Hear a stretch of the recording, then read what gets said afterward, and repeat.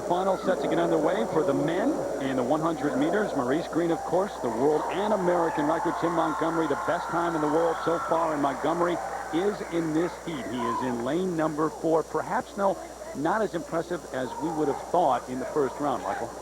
Not very impressive. He did say after his preliminary heat that he would have something very special to show us in the quarterfinals, but he did win his heat. You have to give him that. That's the objective here in these early rounds, just to win your heat and get through to the next round, which he did do. So we'll have to see what he does here. Look at the lane assignments. 2.M.Collins in lane 6. Chenna Amadolu, who won his heat in the first round, he's in lane 5. Top 3 plus one other overall qualifying for the semifinals. You know, Terry, to think about a race like this, there's athletes in this race that are running for their life. So an athlete like a Tim Montgomery needs to get out and get in control of the race, because some of these other guys, to them, they think this might be my last race, so I'm doing everything I can to make it to the next round.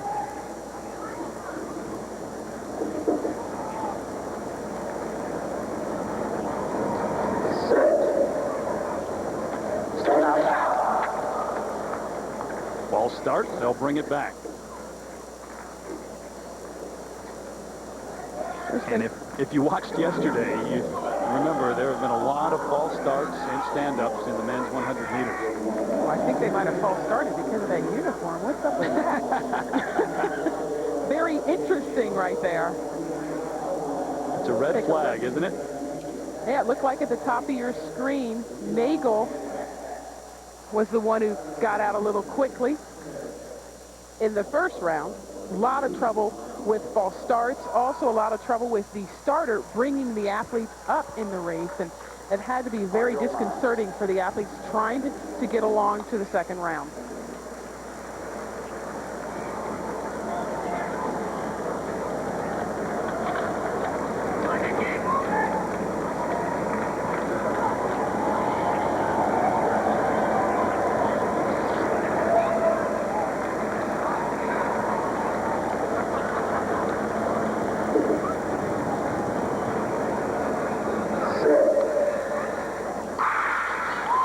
Montgomery in lane 4, Amadolu in lane 5. Montgomery getting out to the lead. Tim Montgomery won his first heat, but much more impressive here in round 2. 9.92 unofficially. He said he'd have something special to show us, and that was very special. He got out of the blocks well. He was relaxing with 30 meters to go, looking around, checking his position. That was a very impressive race. He's sending out a message to the other competitors in this race. If he was sending a message to this man, Maurice Greene. Well, Maurice Greene is in a position as the world record holder, Olympic and world champion, that he doesn't have to answer that message, and he should not try to answer that message. He should continue doing what he's always done that's made him successful. Tim Montgomery, as the underdog coming in here, has to send out a message. Otto Bolden just beside Maurice Greene. He's in lane 4 here. And he turned in the fastest qualifier in the opening round, and I think he was a little angry there. He had a little problem with his spikes, had to change out his spikes at the last minute, and I think he sent a small message there too. But you have to wonder, Bolden and Greene train together. They do this all the time. We'll see who it affects more. And in lane 5, Donovan Bailey. What a field in this heat. Bailey, a surprising second place to Otto Bolden in his heat. He ran a 10.20. So as we check the lane assignments, look at these. Greene, Bolden, and Bailey. Lanes 3, 4, and 5. World class and then some. Remember, Maurice Greene, the man who broke Donovan Bailey's record of 9.84.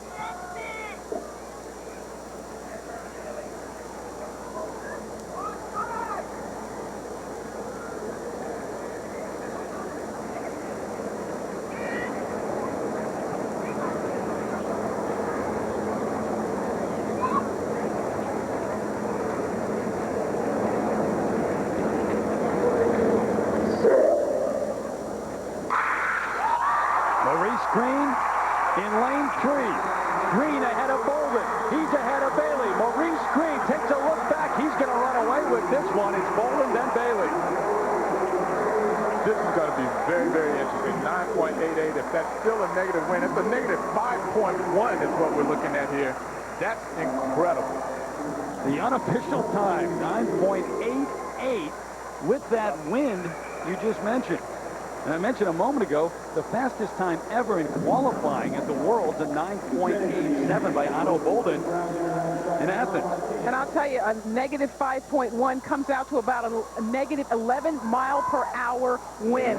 So Maurice Greene, who shot out of the blocks like he was coming out of a cannon. Look where he is. He has about 2 meters on Otto Bolden, and there are a couple guys in this race who are very impressive runners. Maurice Greene eases up at the tape to run a very impressive time. Take a look at Maurice Greene right there. He's already lifting. Right now, he is not even running. He is already freewheeling and knowing that he's on to the next round. And I obviously think that he was saying something to Tim Montgomery there. Well, you look at the contrast in these guys' style. Donovan Bailey laboring. Maurice Greene extremely relaxed. Otto Bolden, the technician in the middle, is also running very relaxed.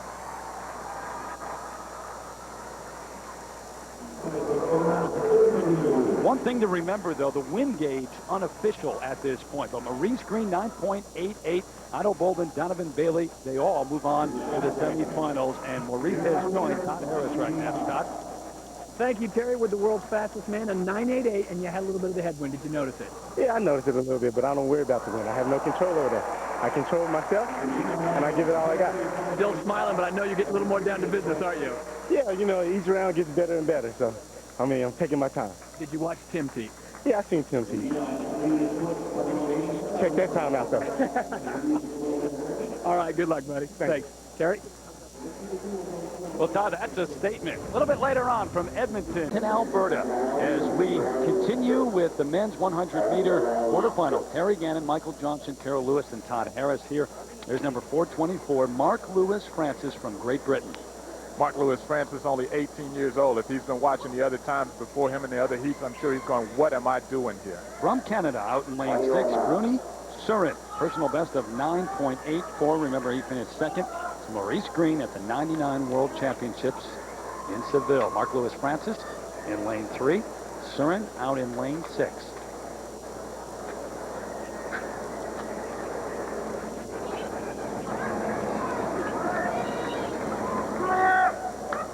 Obadeli Thompson in lane 4. And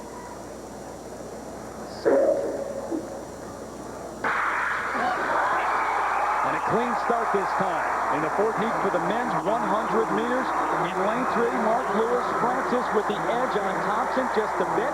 Out in lane 6, Surin, I believe, gets third place and the unofficial time of 9.97. Mark Lewis-Francis got out very well out of the blocks. The youngster, 18 years old, answering again, just like Maurice Greene did to Tim Montgomery's time. These guys are competing against one another even when they're not even in the same heat. Well, some fast times, too. That would be a personal record for Mark Lewis-Francis. And you can tell it was because he can cross the line really cheering. He's driving out of the blocks, and obviously he's going to have a good start because he is a very strong athlete. Again, running into a negative 2.9 with his roughly 6 miles per hour. But take a look at Obadeli Thompson right on his inside. He looks pretty comfortable also. You watch Mark Lewis-Francis, a very muscular athlete, powers out of the blocks, gets a very good start. Once he gets into his running motion, he starts to relax a little bit, but he's so tough and he's so big up top that it makes it look like he's still struggling, but he's very relaxed. And he knows it at the end, and he's going to enjoy it. Play to the crowd a little bit. His previous personal best, 10.10, but certainly much faster than that here. Mark Lewis-Francis, then Obadeli Thompson second. Bruni Surin, all three will qualify for the semifinals. Countrymen put up a blazing time, and Chambers, the British champion now. Chambers has a lifetime best of 9.97. He's actually beaten Maurice Greene a couple of times, and he's going to be one of the contenders, and already he's run very well in the preliminary round, so let's see what he does here. Look at the lane assignments. Chambers certainly the name in this particular heat. Out in lane 5, Nobuharu Asahara. They call him the Japanese Carl Lewis. We'll have to wait and see.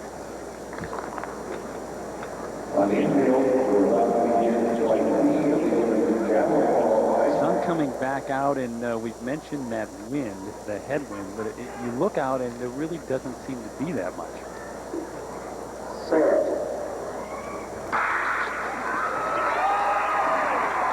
Chambers in lane 3. Chambers running to the finish line. He's got the lead and he cruises to the win here. 9.97.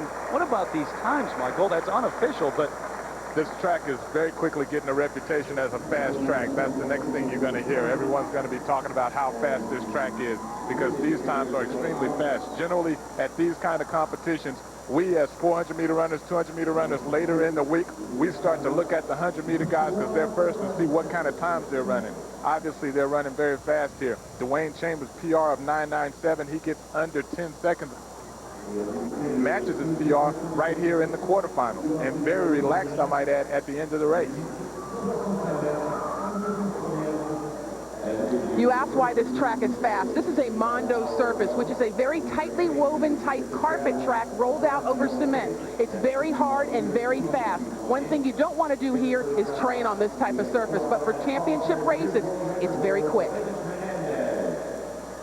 you think we got a pretty good final shaping up in the men's 100 meters. Dwayne Chambers, look at the time. 9.97 does match his personal best. Now, Sahara from Japan and Zakara round out the top 3, coming back with another heat.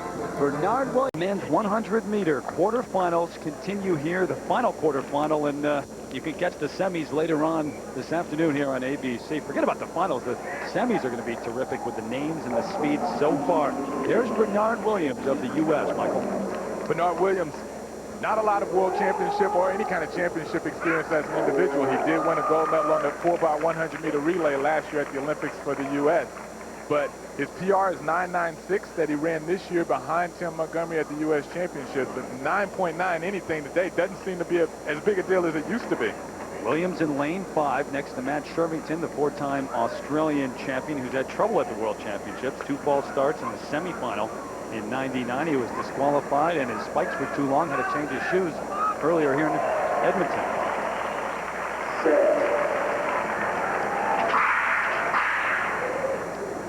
And a false start. So they will bring it back. There's Matt Shervington, who was a big cover boy last year in Sydney. You saw him on every cover of magazine down there. These guys are probably a little nervous at this point in this heat because the pressure is on them to deliver a sub 10.0 second performance. Yeah, remember the top 3 in each heat qualify and move on, but then there's one other. You take the top time of the remaining guys, and that is a man who also moves on.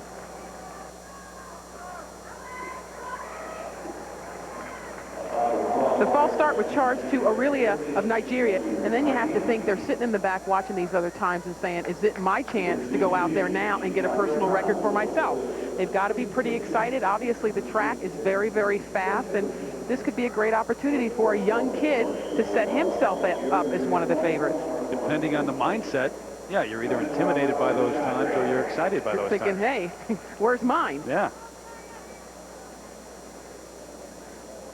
Shervington in lane 4, and Bernard Williams lane 5. Set. Clean start this time.